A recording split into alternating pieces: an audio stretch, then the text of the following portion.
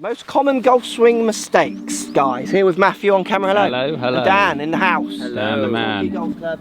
Most common golf swing mistakes that we've seen over the years of teaching. Let's talk about how these guys and girls could try and not fall into these common mistakes and get playing some better golf. So in today's videos you're going to see some of the most common faults and hopefully fixes that I've seen and we've all seen in our coaching career of spanning over many years. Up in this box up here, let me know, are you a beginner or not? Do these basic tips help you or not? Up in that box, give us an answer up there. If you're new to the channel, consider subscribing. Daily uploads, all things golf. And if you're already subscribed to the channel, give that bell icon a ring, you won't miss an upload. Back to the video.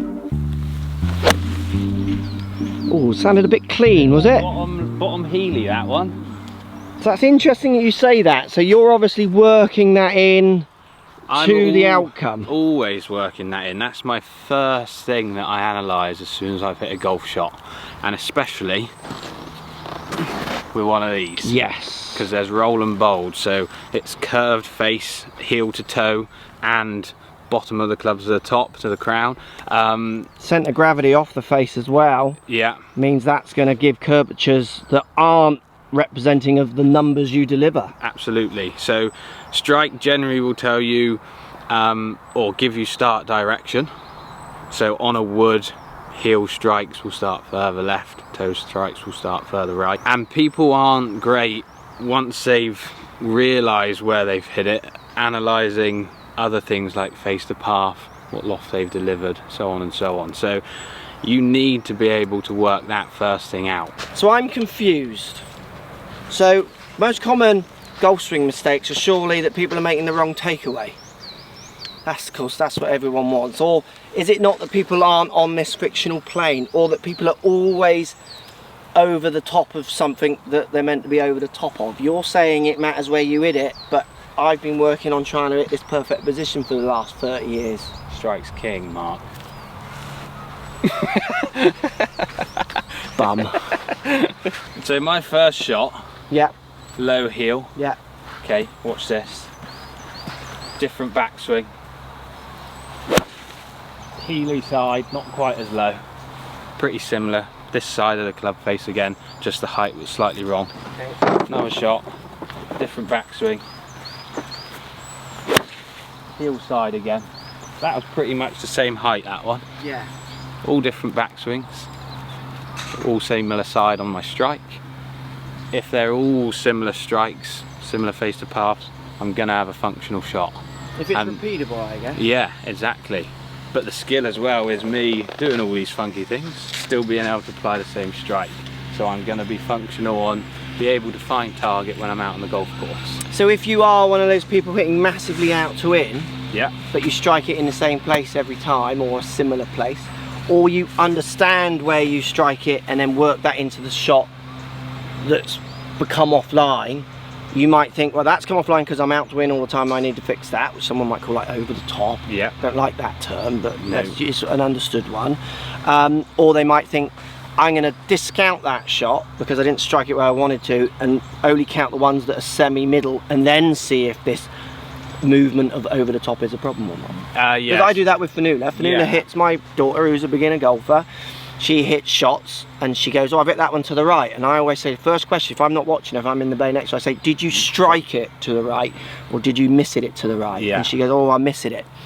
When you got a pattern of miss it to do with it, when you got a pattern of strikes that are offline, they're the ones that really concern me. Because what I see with my students as well is with a bad, I tend to, depending on what level they are, if they've mishit it, I tend to say try not to analyse it. Yeah. If you've struck it well, then you can start thinking about face to paths and things further down the line. Yeah. Like you're going to go into a bit of a rabbit hole if you try and fix something and you don't know where your strike is to start with. So I can hit into out with a face slightly close to the path and still cut the ball. Absolutely. If I strike it with a driver out the heel. Yeah. So if you're working on not coming over the top, but you've got into out path with a face slightly close to the path, you are wasting your time. And that is one of the most common mistakes. They don't work from strike out, do they? Exactly, yeah. And ways to practice it? Yeah, how would you monitor strike? I foot spray, athlete's foot spray. You can get on the club, which will give a nice white cover, whack a shot and you'll get a nice imprint. Marker on a ball, Sharpie pen, you'll get imprints again. Anything like that. Face tape, but that face tape, dry shampoo, all that sort of stuff. And then once you're analysing, test yourselves too. Can you hit it here? Can you hit it there? Can you hit it here? And what happens to the golf ball? You might find a few extra shots that you might want in your armoury. I've got people trying to hit the ball, so they always hit it in the heel. And I say to them, have you ever practiced strike? They go, no. I say, have you ever practiced your one-piece takeaway? Yeah, for years. Yeah. Have you ever practiced getting on playing? Yeah, for years. Sorry, when I was a kid, I practiced it out in the middle of the club as much as possible. They're always in out of the heel, so I say, can you get it out of the toe? They move their strike to the middle, more to the toe, but in turn it moves their path. Yeah. You can do this experiment yourself. When I get people trying to hit it out of the toe, generally they move more in to out. When I ask them to hit more out the heel, they hit more out to in. It moves it by 2 or 3 degrees. I've measured it. Sometimes it's that basic as well. Correct. Can you hit the toe? And they find the middle. Just keep trying to hit the toe until you go too far. Most and then common. bring it back. That is the most common, I reckon. Yeah. So for me, people not trying to control speed, so how much speed they put into their shot, plus how much loft they're playing with or not. Yeah. So this is my 7-iron. When I practice my 7-iron, I'm going to practice hitting it from 50 yards, a little chippy runny one. That shot I play under trees, into winds, up slopes. I play that shot, so I practice it. To hitting my 7-iron, my stock distance, which is 155 carry, if you like. So I'm going to hit my stock shot. So that's 154 carry with quad there. And then I'm also going to practice hitting, you know, I want this club to get up near a 170.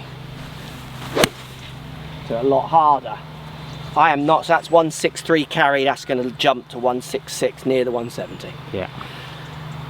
When I play golf, I have to hit a variation of shots, and I see so many people practicing this perfect takeaway, getting on plane, perfect postures, all these things that you will want to search for and get better at, where actually the real skills of the people you watch on telly or the better players at clubs or in your groups, they're able to control strike like Matt says, and they're also able to control how fast they hit the ball, so what speed they deliver with what loft they deliver. Yeah. So what I mean, if I hit my short little chippy one like I did there, I've hit 2 this morning and they've both missed to the right. So when I get on that course next, I'm going to be thinking, right, I need to aim a little bit more up the left when I do this shot, because the pattern with this short little 50-yard one is a bit to the right. Yeah. When I hit my standard, I want to go 155 carry. Straight to a little bit of a pull at the moment, trying to fade it back in. I'm going to work that into when I go out and play. Yeah. And then when I try to hit my bigger shot, because I put more shoulder turn into it, I tend to get more draw, so I'm going to aim that up the right.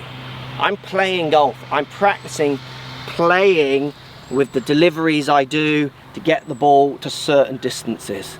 I see student after student try and hit the perfect shot. I'll practice my 155, like my perfect 7-iron, perfect swing shot, out of a bucket of 50 balls 15 times. Yeah. And then the others, I'm mixing it up to try and play golf. Yeah. That's the same with my driver, my 3-wood, hybrid, wedges, even a putter to a certain extent. I'm practicing short putts, long putts, semi-rough, because I practice, you know, because I'm putting from off the green a bit. Yeah, yeah. I'm going to learn my patterns because they'll change. The driver hit hard might not shape the same way as a 7-iron hit hard. The most common mistake is golfers don't practice golf. They practice trying to hit one repeatable shot. They could get so much better if they practice these things. Oh, a bit of a cutty one, Dan. What's your most common mistake that you see? Well, a lot of players coming in and not wanting to change things to a point. What I mean by that is, like, their swings generally stays pretty consistent throughout their lesson, should we say, but it's the face to the path that they generally start to get wrong. Okay. And they can't control that because they don't have a good understanding of it. Now, we've done this as kids growing up. We use mirrors and things like that to sort of identify where the club face is at different parts of our swing, so okay, different so points. What do you mean by that? If you set up to a ball, Yeah. I like what you're saying there, because I agree with this. So if you were to go, put the club anywhere behind your head on a backswing and stop. Yeah. So if I was to say to you there, I want you to turn that face in a position that would hit the ball really low. Okay. And in a position that would hit really high. Okay, now I want you to put it in a position that hits really low and to you feels like it might hook left. Okay, so your awareness. With many stops, I imagine you would have many stops in between those extremes of degrees of height, how much I want to move it. Yeah. And the skill that we kind of have, and again, you learn this as you kind of grow, is you could probably do that anywhere in the swing. So I could move that at any point in the downswing or the backswing to the top of my swing, right the way down to the literally at impact, where I can start to get a feeling of where I'm trying to almost put that club face into position for when I hit the shot. See, I would agree. I've taught for years where you can see people have no awareness. So when we hit a golf shot, so at impact, coming down into impact and through, we're all at a point of, you could imagine it like of eyes closed, letting it go. Yeah. Okay. So as I get just past the impact, I'm literally just holding on to the club so it doesn't come out of my hand. I hope I've done enough. I see amateurs over the years almost in that point of like, you know, eyes closed, what's going to happen as soon as they start. Well, what you're saying now, I guess, is that you're quite aware of what matchups you need to do with your face and wrists and everything to get some kind of delivery, and it's that awareness really, I guess, is the skill of a better player, isn't it? Absolutely. And I think that what I want to see from a lot more golfers coming in, certainly for lessons, is I want them to go to a range like we're on today and experiment more with it. I like that. And because I mean, I've done it many times, as you all have as well, but trying to get the feeling now, I'm just going to feel like as I take the club back, I want to sort of feel like I'm turning it this way. Okay, and I'm just going to see what happens when I do that. So you can see there it's gone straight lower than my normal flight, gone out a little bit left. Then I'm just trying to manage that. But think about that shot. That shot is still usable. Yeah, around the very tree. much so. So you're Very actually much going to so. use these angles during play to see if I could work the ball in a different way for that shot that's in front of me. So yeah, I just, what I want to see from golfers that come in for lessons is don't be afraid to go out and have a little play around with these types of moves. Absolutely, just it makes you aware of what's going on a little bit more within your own golf swing. Makes you so much more robust to change as well. Absolutely. Because you go, oh, I've tried turning it that way and it did this. Yeah. Or I tried turning it that way and it did that. Yeah. And as a coach, I always think, well, cool, yeah, the fact that it was turning way left, I like that compared to the one that you can't control to right. So bring that feeling to me and we'll try and like carve it and shape it. Absolutely, yeah, I love that. So the most common golf swing mistakes, I think lots of people want perfect one-piece takeaway, get your swing on plane, retain your posture throughout your swing. All these things are things that people will maybe want, but unfortunately they're not things as a coach that I see that actually help everyone blanket, and some of them aren't even true. I can hit takeaway out here, swinging way across the ball. With a poor strike it's doing X, and with a good strike it's doing Y, and I can play with both. As long as I'm doing the same over and over again. I'm going to work from strike outwards. I'm going to understand the speed I'm swinging at, that I can take speed off, add speed, or to go different distances. I'm going to understand the loft that I'm applying with that speed, so I can hit that distance with the correct height. And then I'm also going to be very prepared to experiment, like Dan's saying, because I am going to have to bend it round a tree. I am going to have to go under and over a tree.